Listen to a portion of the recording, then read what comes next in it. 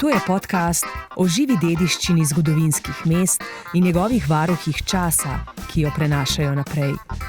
Ker verjamemo, da je zgodovina mesta tudi spomin naroda. Naša tokratna gostja je Mateja Hafner-Dolenc, generalna sekretarka Združenja zgodovinskih mest Slovenije. Mateja Hafner-Dolenc, dober dan. Dober dan. V kakšni kondiciji so trenutno slovenska zgodovinska mesta? Seveda so slovenska zgodovinska mesta pravi mali biseri, zakladi kulture, umetnosti, stičišče dogajanja in ljudi. Vse to je res in veseli smo in ponosni na naša zgodovinska mesta. A kljub temu v svojem jedru pa skrivajo nekaj izzivov za to, da bi bila lahko še lepša in da bi lahko še bolj zacvetela in zaživela. Vemo, da infrastruktura je problem, parkiranje je problem, da ne govorimo o vlaganjih v zgodovinska mestna središča, kar se tiče obnove stavb. Naše občine se maksimalno trudijo in namenjajo svoje sredstva, vendar to ne zadošča. Zato so stavbe, razen glavne ulice, glavnega trga, še vedno v slabem stanju. Temu primerno seveda je tudi potem odziv prebivalcev, ki s takim stanjem niso zadovoljni, se odseljujejo, hiše se praznijo in so lahek plen na današnjem divjem nepremičninskem trgu, kjer se proda vse in vemo, kaj se dogaja. In v mesto, predvsem pa je posledica vsega tega stanja, da v mesto prihajajo vsebine, ki niso mestotvorne. Kar pomeni, da mesta ne morejo živeti v svoji funkciji, kar smo prej rekli, ne? Da so mesta kulture, umetnosti, združevanja. Tu je ta izziv, ki ga čutimo, ki postaja vse bolj pereč in se bojimo, da bo preglasil vse tisto lepo, kar mesta so in na kar smo ponosni, seveda. Namreč za lepimi fasadami in urejenimi ulicami se odvija proces gentrifikacije, ki iz osrčja mesta popolnoma izključuje mlade ustvarjalce in vse druge, ki si ne morejo privoščiti zdaj res dragih najemnin oziroma lastnega stanovanja, ne? In to je tudi en pereč problem, ki ga naslavljate v Združenju zgodovinskih mest. Ja, ki se ne morejo privoščiti najemnin, ampak še prej bi pa jaz rekla, ki si ne morejo privoščiti prenove teh objektov. Seveda so današnje zahteve bivanja drugačne, kot so bile pred 100-200 leti. A te stavbe, sicer prostorne, z velikimi površinami in v centru mesta, ki prinaša številne ugodnosti, a te stavbe ne sledijo današnjemu načinu življenja, ki pač zahteva nove standarde in ima nove standarde. In zato je razumljivo, da ta stanovanja in ti prostori niso zanimivi za mlade družine, čeprav, kot rečeno, po lokaciji, po tej poziciji, kjer je vse blizu, kjer je šola blizu, trgovino blizu, skratka, kjer je vse na peš dostopu, bi moralo biti popolnoma obratno. Tako da to je ta problem in seveda se potem ostajajo starejši, ki vztrajajo. In dobivamo pa luksuzne komplekse, ne, ki so za običajne smrtnike s povprečno plačo precej nedostopne, ne, in v bistvu mesta s takšno gradnjo, ne, sporočamo, da je center rezerviran za bogate in turiste. Ja, to je predvsem seveda težava Ljubljane, kjer se dogaja prav to, da s temi dragimi gradnjami sporočamo in dajemo popolnoma napačen signal.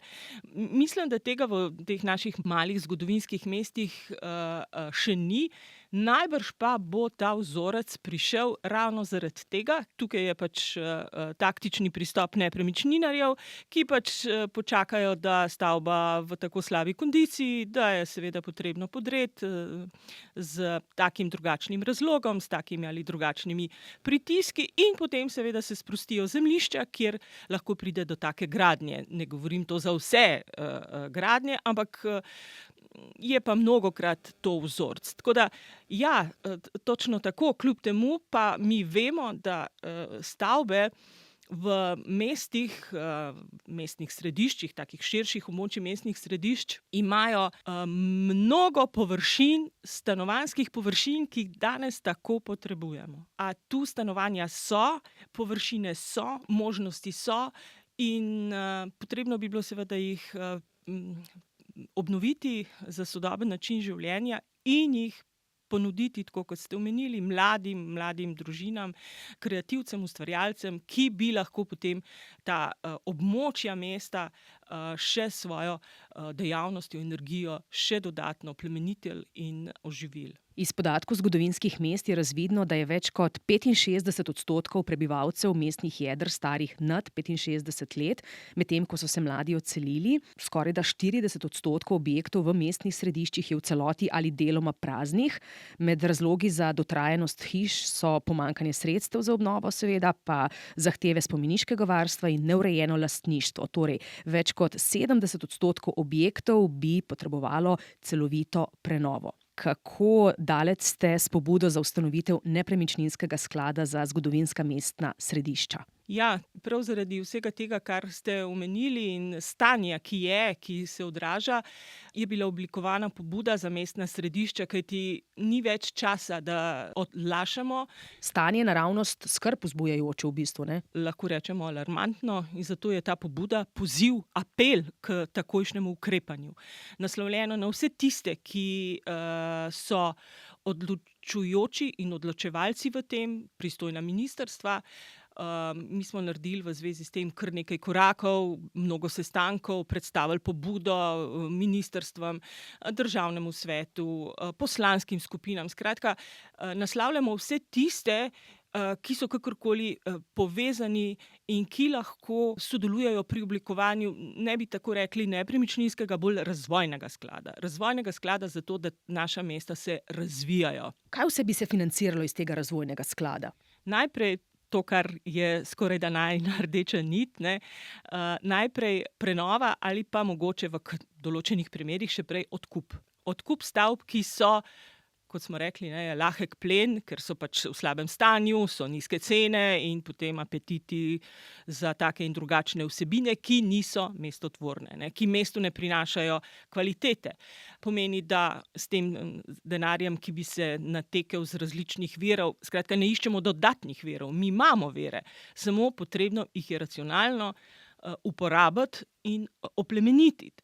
In iz tega se najprej naredi odkup in pa prenova, racionalna prenova, zato je, tako kot ste omenili, zelo pomembno, da se sodeluje stroka. Tukaj imamo seveda v mislih Zavod za varstvo kulturne dediščine, da najdemo konsenz, kako naj taka racionalna prenova poteka.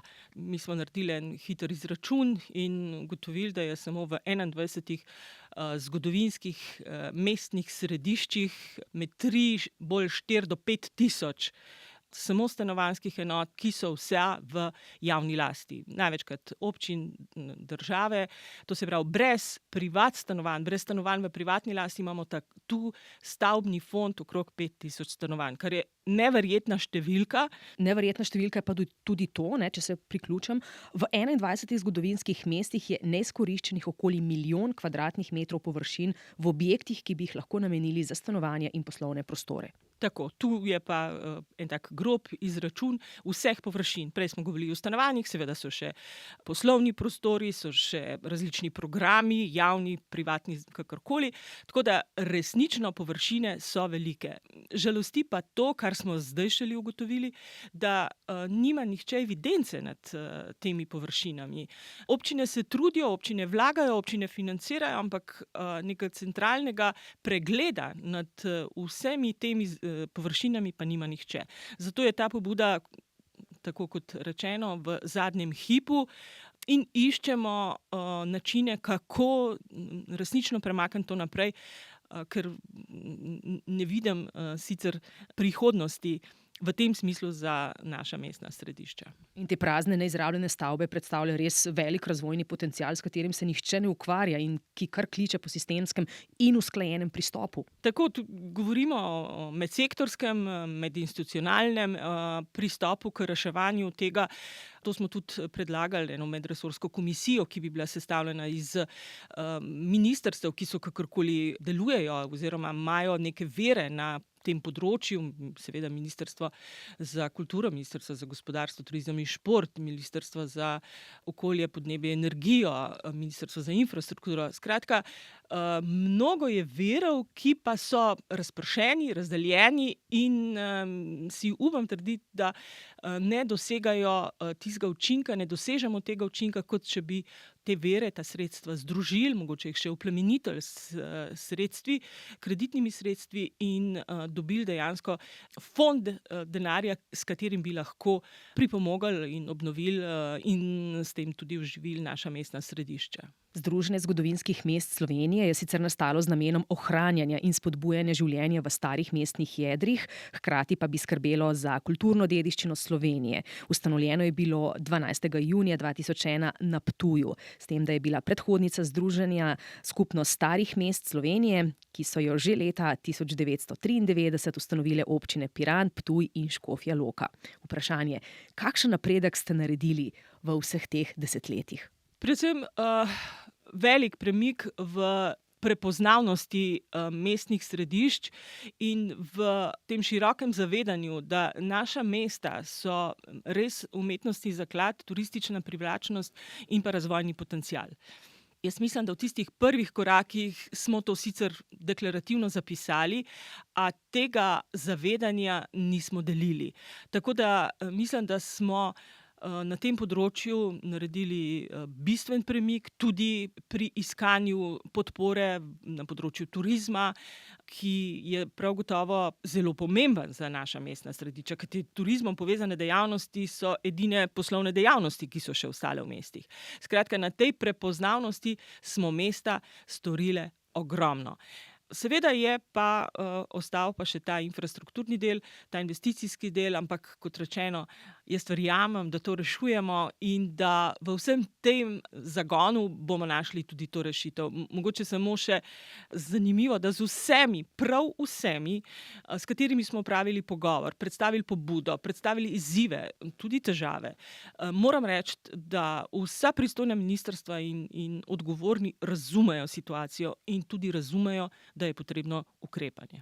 Kakšna potreba, kakšna nuja je bila pred več kot 3 desetletji na terenu, da se je združenje sploh ustanovilo, tudi na pobudo županov? Kako alarmantna situacija je bila takrat na terenu? V bistvu zdaj gledam jaz za nazaj, kako so bili te 3 prvi župani, predstavniki Pirana, Ptuja in Škofje Loke, po svoje vizionarji. Futuristi so bili.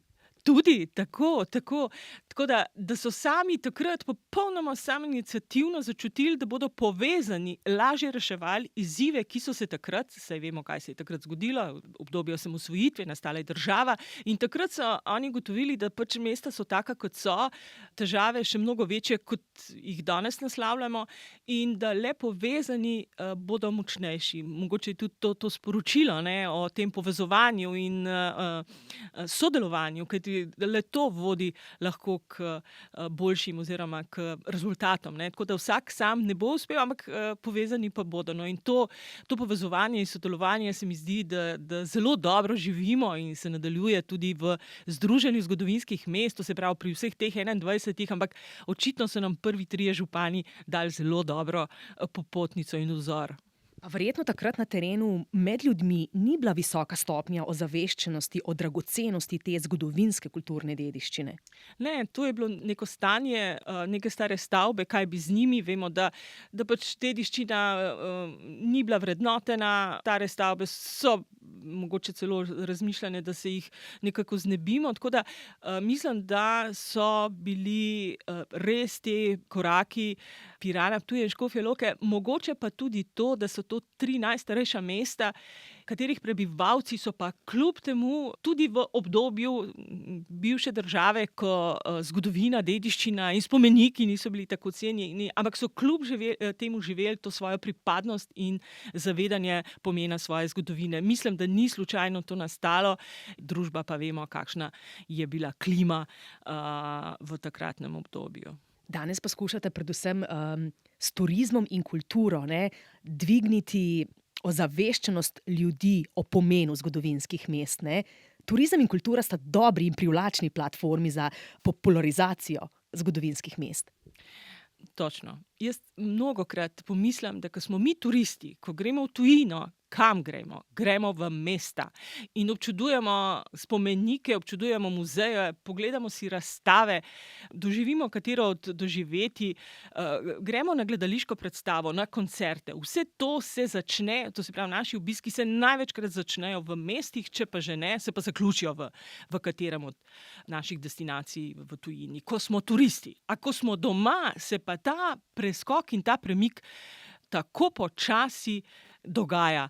Ampak mislim, da zdaj se zavedamo, da tudi turizem v Sloveniji, skratka, da tuji obiskovalci, ki prihajajo v Slovenijo, tudi če so pohodniki, tudi če so obiskovalci wellnessa in naših zdravilišč, kar je seveda zelo pohvalno, tudi ti bodo šli v mesto, bodo šli na kavo, bodo šli v galerijo, bodo šli na razstavišče ali koncert. Skratka, kultura je prežeta z našimi mesti, kultura živi na vseh korakih, tako je bilo v preteklosti in tako je še danes. Številni dogodki, številni festivali, taka hitra ocena oziroma naša analiza je, da je v 21 zgodovinskih mestih skoraj 200 različnih kulturnih ustanov, to se pravi institucij, ki izvajajo javni program kulturnih vsebin. Tako da kultura je srčika življenja v naših mestih, seveda pa posebno zdaj govorimo v povezovanju kulture in turizma. Turizem je pa tisti, ki to sporoča turistom in privabi obiskovalce. Kaj pa sporočate s projektom Šola prenove za nove generacije? Šola prenove je zanimiv, koristen izobraževalni program neformalnega izobraževanja, ki ga izvajamo v partnerstvu Fakulteta za arhitekturo Univerze v Ljubljani, Zavod za varstvo kulturne dediščine Slovenije, Srednja gradbena geodetska šola iz Ljubljane, Šolski center Škofja Loka in Združenje zgodovinskih mest Slovenije, ki v imenu vseh partnerjev tudi koordinira delovanje Šole prenove. Šola prenove poteka kot v sistemu delavnic, predavanj o temah, poklicih, materialih, tehnologijah, ki so povezane s kvalitetno prenovo naše stavbne dediščine.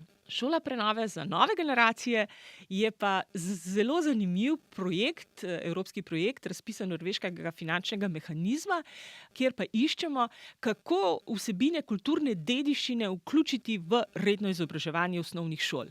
Ampak ne na tak deklarativen način, ne na ostro, ampak ga vključujemo v različne predmete in predmete predstavljamo preko primerov kulturne dediščine.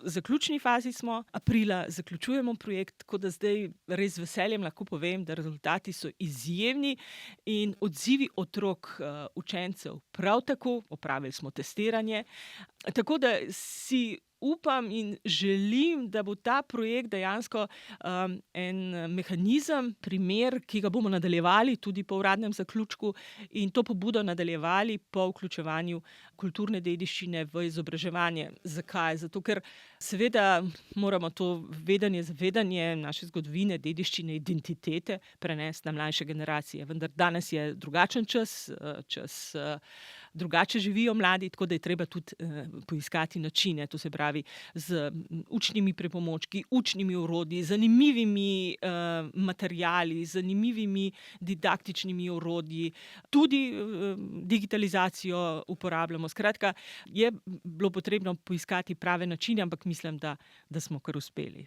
Mateja, že dolgo delate na področju prenov. Na začetku ste delali tudi na škofjeloški občini, kjer se je dogajalo, da so pogosto prišli lastniki, češ, imam neko staro hišo, pa kaj naj z njo, najraje bi jo podrl.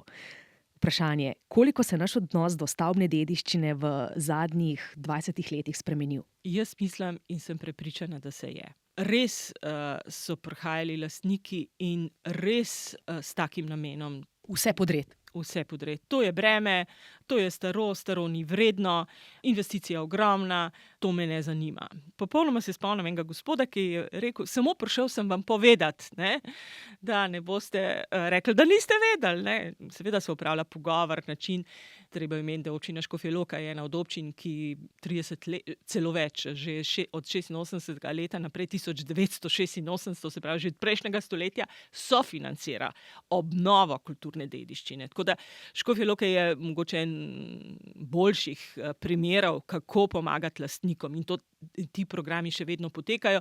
Mislim pa, da zdaj skoraj vse občine, članice zgodovinskih mest imajo te finančne spodbude, sofinanciranje prenove. Tako da mi podeljujemo tudi priznanja šole prenove in tam izberemo najboljše, najbolj kvalitetne, najuspešnejše primere.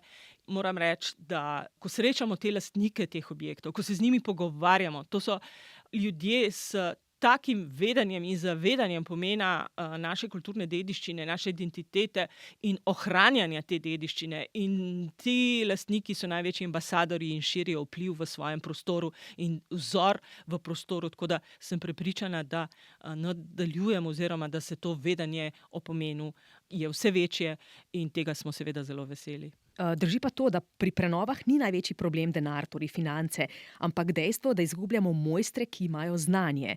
Tesarji, zidarji, kamnoseki. Tako, res ni denar. Kljub temu, da se mogoče to sliši nenavadno, res ni denar. Najprej je najpomembnejši lastnik. Če se lastnik zaveda pomena svoje stavbe, bo se odločil za prenovo in bo poiskal mojstre. Je pa seveda res to, kar omenjate, pač danes vemo, kakšna je situacija, primanjkuje nam vseh mojstrov, vseh poklicev, kar pomeni še toliko bolj tistih dragocenih znanj, ki so nujno potrebna za kvalitetno prenovo. In s tem namenom seveda tudi izvajamo te delavnice šole prenove, zato da osveščamo, da privabimo mlade, da nadaljujejo ta znanja. In moram reči, da res opažamo v zadnjih 2-3 letih, da se na naše delavnice prijavlja in sodeluje vse več mladih.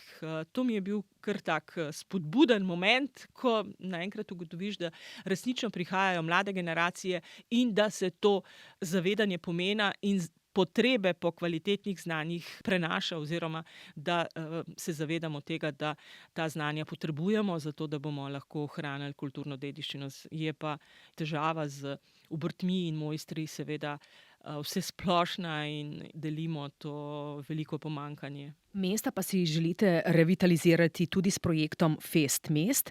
Naj spomnim, da ste lani v srednjeveški Škofji Loki praznovali 30-letnico ustanovitve Skupnosti starih mest Slovenije. In čeprav je ta kasneje prerasla v Združenje zgodovinskih mest Slovenije, pa rdeča nit sodelovanja združenja do danes ostaja enaka. Torej, ohranjanje dediščine preteklosti in kulture sedanjosti ter ustvarjanje dediščine prihodnosti.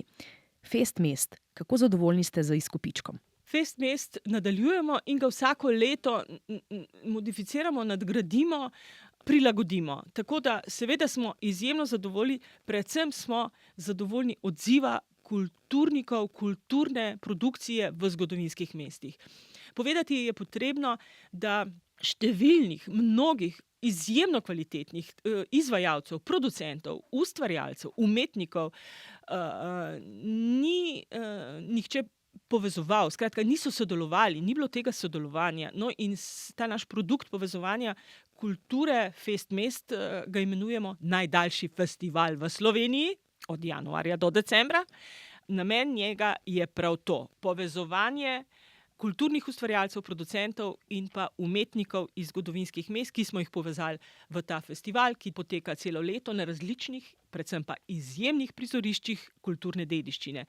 Mi smo platforma, ki povezuje, ne izvajamo pa prodajne funkcije. Mi bomo začeli naslednji mesec široko promocijo, letos tudi na tujem trgu, zaradi tega, ker so te mnogi dogodki zanimivi tudi za tuje obiskovalce in turiste. Trenutno ste aktivni tudi na številnih sejmih po tujini?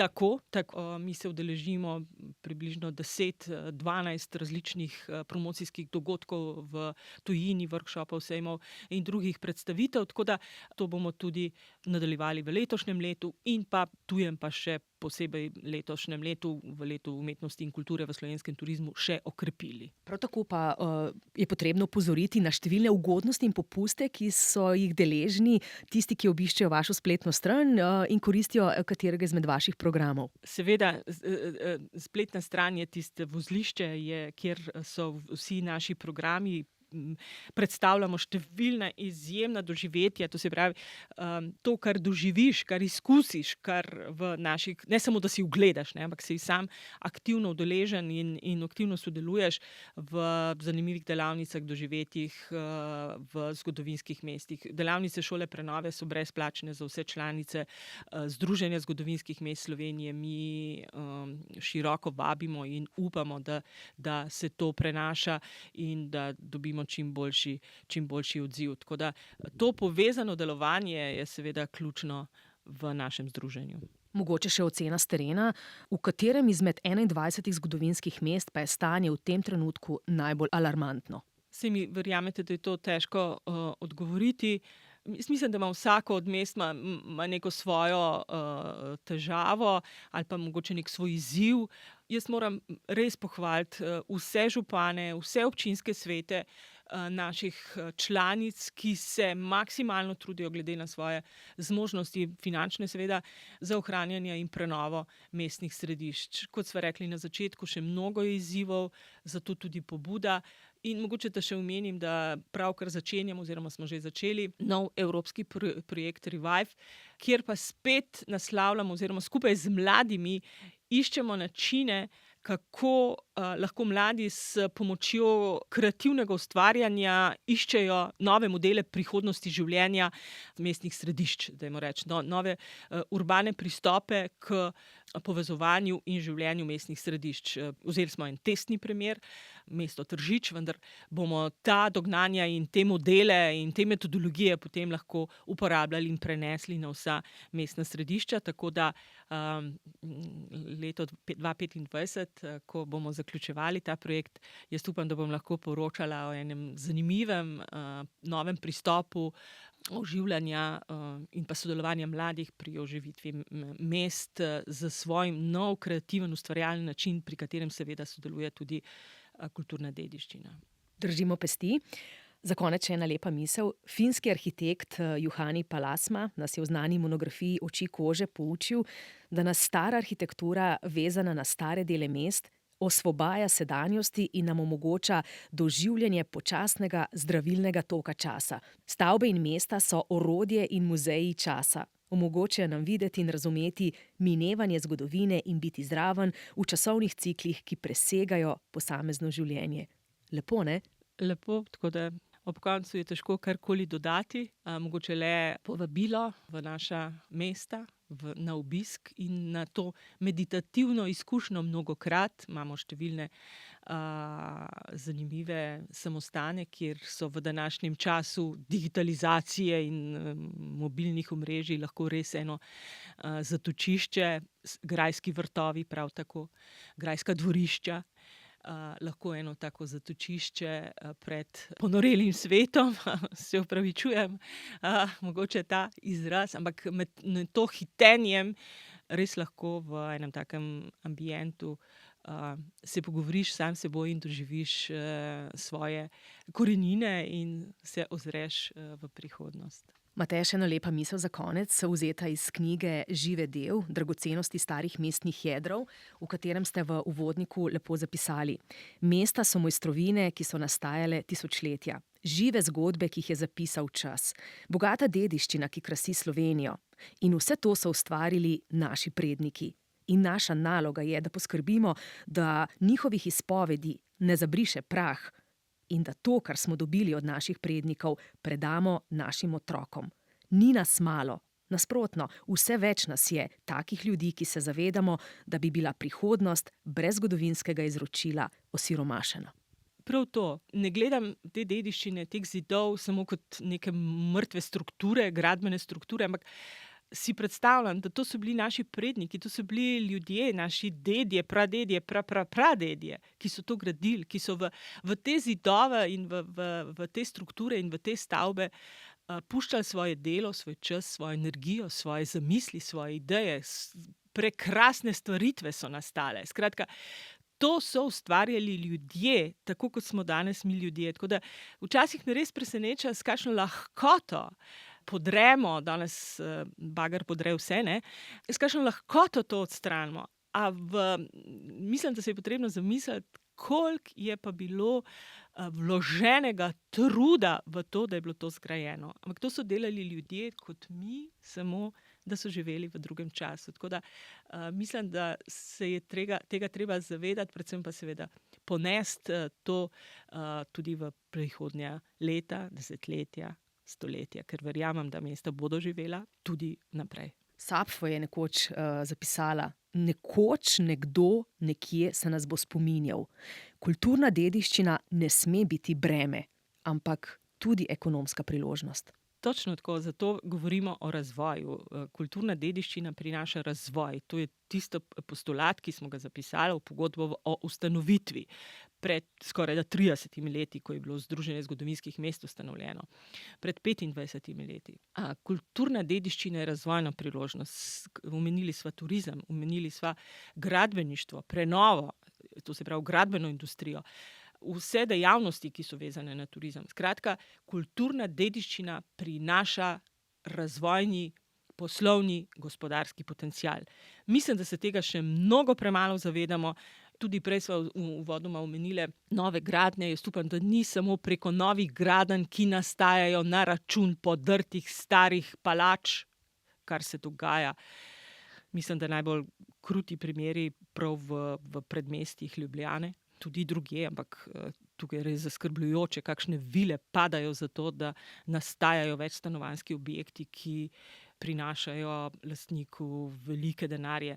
Mislim, da na ta način izkoriščati kulturno dediščino ni pravi način, da pa seveda sama po sebi pa nosi velik razvojni potencial, predvsem jo je pa treba razumeti in imeti odnos. Kulturo v sebi. Jaz mislim, da nam manjka te kulture. Kulture v človeku, kulture v odnosih, kulture do okolja, kulture do prostora. To nam primanjkuje, ker drugače si ne znam razlagati, da lahko nekdo z lahkoto podre prekrasno vilo z izključnim pohlepom po dodatnih evrih in dobičkih. Čeprav vemo, da tudi ta prenovljena vila bi prinesla lahko lastniku tudi dodano vrednost, samo način je drugačen. Tako da tukaj mislim, da nam manjka še nekaj te široke kulture, te žlahtne kulture v nas samih, da bomo to prepoznali. Ampak seveda, kot rečeno, pa razvojna dediščina je bila in je danes velik razvojni potencial. In ravno kultura je tisto, kar nas dela narod, ne? Tudi zato imamo na osrednjem trgu v Sloveniji kip poeta in ne vojskovodje. Tako, kultura je tista, ki ima strašno moč. Kulturniki oziroma umetniki nam podajajo to vizijo, nam podajajo način, kako mi med sabo in kako delujemo in se sporazumevamo s pomočjo kulture. Seveda pa na nas, na vsakem od nas, na vsakem posamezniku, da to sprejme, ponotranji in to kulturo tudi živi do sočloveka in do okolja. Skratka, vse to imamo. Mnogokrat se pa v tej naglici, v tem hitenju tega ne zavedamo, zato mogoče odidimo v mesto, v kotičke mest, ki so neobljudeni, kjer ni take velike gneče, kjer bomo lahko mogoče posedeli in podoživeli preteklost in s to kulturnim zavedanjem moči kulture nekoč in danes pogledali v prihodnost bolj svetlo, bolj veselo, bolj osvobojajočo, z manj pritiski, z manj zamerami, z manj slabe volje. Mislim, da nam bo to vsem koristilo. Odlično. S tem optimističnim vzdušjem zaključujemo najin pogovor. Združenju zgodovinskih mest želimo dosti poguma in vetra v jadra. Želimo, da se v prihodnjih mesecih še dosti sliši o vaših dejavnostih in držimo pesti za revitalizacijo starih mestnih središč in življenje v vseh 21 zgodovinskih mestih. Mateja Hafner-Dolenc, hvala lepa za ta pogovor. Hvala lepa za povabilo in naj se uresničijo se vaše želje. Turizmu in kulturi čast in oblast.